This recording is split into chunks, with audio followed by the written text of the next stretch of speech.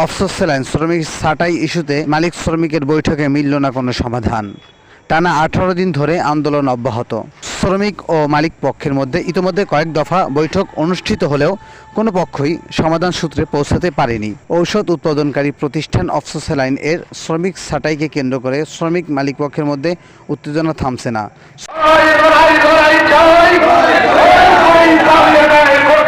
শ্রমিক নেতারা বলেন, বৈঠকে মালিক পক্ষ ছাঁটাইয়ের সিদ্ধান্ত প্রত্যাহারের কোনো আশ্বাস না দেওয়ায় আন্দোলন স্থগিত করার সুযোগ তৈরি হয়নি। আন্দোলনরত শ্রমিকরা দাবি করেন, ছাঁটাইয়ের সিদ্ধান্ত অন্যায় ও অমানবিক। তারা অবিলম্বে সিদ্ধান্ত প্রত্যাহার, ছাঁটাই শ্রমিকদের পুনর্বহাল এবং ন্যায্য অধিকার নিশ্চিত করার দাবি জানান।